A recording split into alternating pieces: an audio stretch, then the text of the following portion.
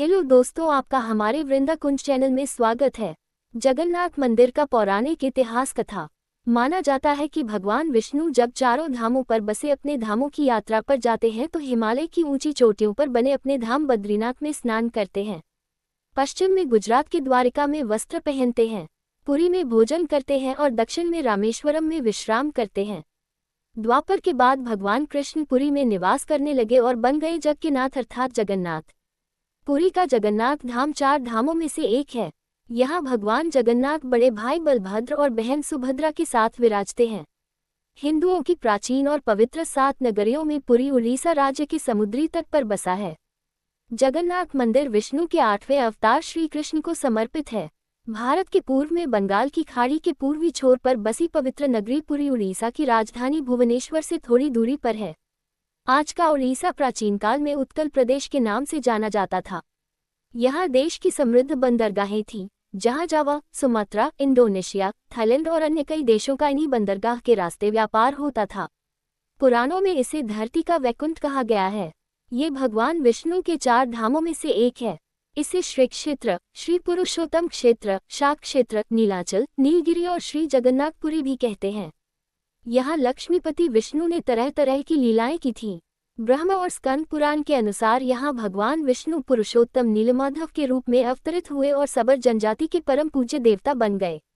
सबर जनजाति के देवता होने के कारण यहाँ भगवान जगन्नाथ का रूप कबीलाई देवताओं की तरह है। पहले कबीले के लोग अपने देवताओं की मूर्तियों को काष्ठ से बनाते थे। जगन्नाथ मंदिर में सबर जनजाति के पुजारियों के अलावा ब्राह्मण पुजारी भी हैं। ज्येष्ठ पूर्णिमा से आषाढ़ पूर्णिमा तक सबर जाति के दैतापति जगन्नाथ जी की सारी रीतियां करते हैं। पुराण के अनुसार नीलगिरी में पुरुषोत्तम हरि की पूजा की जाती है। पुरुषोत्तम हरि को यहाँ भगवान राम का रूप माना गया है। सबसे प्राचीन मत्स्य पुराण में लिखा है कि पुरुषोत्तम क्षेत्र की देवी विमला है और यहाँ उनकी पूजा होती है। रामायण के उत्तराखंड के अनुसार भगवान राम ने रावण के भाई विभीषण को अपने इक्ष्वाकु वंश के कुलदेवता भगवान जगन्नाथ की आराधना करने को कहा। आज भी पुरी के श्री मंदिर में विभीषण वंदापना की परंपरा कायम है। स्कंद पुराण में पुरी धाम का भौगोलिक वर्णन मिलता है। स्कंद पुराण के अनुसार पुरी एक दक्षिणवर्ती शंख की तरह है और यह 5 कोस यानी 16 किलोमीटर क्षेत्र में फैला है। माना जाता है कि इसका लगभग 2 कोस क्षेत्र बंगाल की खाड़ी में डूब चुका है। इसका उदर है समुद्र की सुनहरी रेत जिसे महोदधि का पवित्र जल धोता रहता है। सिर वाला क्षेत्र पश्चिम दिशा में है जिसकी रक्षा महादेव करते हैं। शंख के दूसरे घेरे में शिव का दूसरा रूप ब्रह्म कपाल मोचन विराजमान है। माना जाता है कि भगवान ब्रह्मा का एक सिर महादेव की हथेली से चिपक गया था और वही यहीं आकर गिरा था, तभी से यहाँ पर महादेव की ब्रह्म रूप में पूजा करते हैं। शंख के तीसरे वृत्त में माँ विमला और नाभि स्थल में भगवान जगन्नाथ रथ सिंहासन पर विराजमान है। मंदिर का इतिहास। इस मंदिर का सबसे पहला प्रमाण महाभारत के वनपर्व में मिलता है। कहा जाता है कि सबसे पहले सबर आदिवासी विश्ववसु ने नीलमाधव के रूप में इनकी पूजा की थी। आज भी पुरी के मंदिरों में कई सेवक हैं जिन्हें दैतापति के नाम से जाना जाता है। राजा इंद्रद्युम्न ने बनवाया था यह मंदिर। राजा इंद्रद्युम्न मालवा का राजा था जिनके पिता का नाम भारत और माता सुमति था। राजा इंद्रद्युम्न को सपने में हुए थे जगन्नाथ के दर्शन। कई ग्रंथों में राजा इंद्रद्युम्न और उनके यज्ञ के बारे में विस्तार से लिखा है। उन्होंने यहाँ कई विशाल यज्ञ किए और एक सरोवर बनवाया। एक रात भगवान विष्णु ने उनको सपने में दर्शन दिए और कहा, नीलाचल पर्वत की एक गुफा में मेरी एक मूर्ति है, उसे नीलमाधव कहते हैं। तुम एक मंदिर बनवाकर उसमें मेरी यह मूर्ति स्थापित कर दो। राजा ने अपने सेवकों को नीलाचल पर्वत की खोज में भेजा। उसमें से एक था ब्राह्मण विद्यापति। विद्यापति ने सुन रखा था कि सबर कबीले के लोग नीलमाधव की पूजा करते हैं और उन्होंने अपने देवता की इस मूर्ति को नीलाचल पर्वत की गुफा में छुपा रखा है। वह ये भी जानता था कि सबर कबीले का मुखिया विश्ववसु नीलमाधव का उपासक है और उसी ने मूर्ति को गुफा में छुपा रखा है। चतुर विद्यापति ने मुखिया की बेटी से विवाह कर लिया। आखिर में वह अपनी पत्नी के जरिए नीलमाधव की गुफा तक पहुंचने में सफल हो गया। उसने मूर्ति चुरा ली और राजा को लाकर दे दी। विश्ववसु अपने आराध्य देव की मूर्ति चोरी होने से बहुत दुखी हुआ। अपने भक्त के दुख से भगवान भी दुखी हो गए। भगवान गुफा में लौट गए, लेकिन साथ ही राज इंद्रद्युम्न से वादा किया कि वो एक दिन उनके पास जरूर लौटेंगे, बशर्ते कि वो एक दिन उनके लिए विशाल मंदिर बनवा दे। राजा ने मंदिर बनवा दिया और भगवान विष्णु से मंदिर में विराजमान होने के लिए कहा।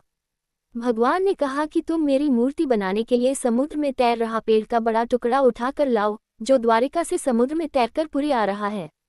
राजा के सेवकों ने उस पेड़ के टुकड़े को तो ढूंढ लिया, लेकिन सब लोग मिलकर भी उस पेड़ को नहीं उठा पाए। तब राजा को समझ आ गया कि नीलमाधव के अनन्य भक्त सबर कबीले के मुखिया विश्ववसु की ही सहायता लेना पड़ेगी। सब उस वक्त हैरान रह गए जब विश्ववसु भारी भरकम लकड़ी को उठाकर मंदिर तक ले आए। अब बारी थी लकड़ी से भगवान की मूर्ति गिरने की। राजा के कारीगरों ने लाख कोशिश कर ली, लेकिन कोई भी लकड़ी में एक छेनी तक भी नहीं लगा सका। तब तीनों लोक के कुशल कारीगर भगवान विश्वकर्मा एक बूढ़े व्यक्ति का रूप धर कर आए। उन्होंने राजा को कहा कि वे नीलमाधव की मूर्ति बना सकते हैं, लेकिन साथ ही उन्होंने अपनी शर्त भी रखी कि वे 21 दिन में मूर्ति बनाएंगे और अकेले में बनाएंगे। कोई उनको बनाते हुए नहीं देख सकता।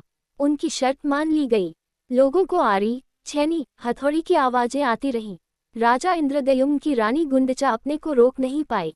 वह दरवाजे के पास गई तो उसे कोई आवाज सुनाई नहीं दी। वह घबरा गई। उसे लगा बूढ़ा कारीगर मर गया है। उसने राजा को इसकी सूचना दी। अंदर से कोई आवाज सुनाई नहीं दे रही थी तो राजा को भी ऐसा ही लगा। सभी शर्तों और चेतावनियों को दरकिनार करते हुए राजा ने कमरे का दरवाजा खोलने का आदेश दिया। जैसे ही कमरा खोला गया तो बूढ़ा व्यक्ति गायब था और उसमें 3 अधूरी मूर्तियां मिली पड़ी मिली। भगवान नीलमाधव और उनके भाई के छोटे छोटे हाथ बने थे, लेकिन उनकी टांगें नहीं, जबकि सुभद्रा के हाथ पांव बनाए ही नहीं गए थे। राजा ने इसे भगवान की इच्छा मानकर इन्हीं अधूरी मूर्तियों को स्थापित कर दिया। तब से लेकर आज तक तीनों भाई बहन इसी रूप में विद्यमान हैं। वर्तमान में जो मंदिर है वह 7वीं सदी में बनवाया था। हालांकि इस मंदिर का निर्माण ईसा पूर्व 2 में भी हुआ था।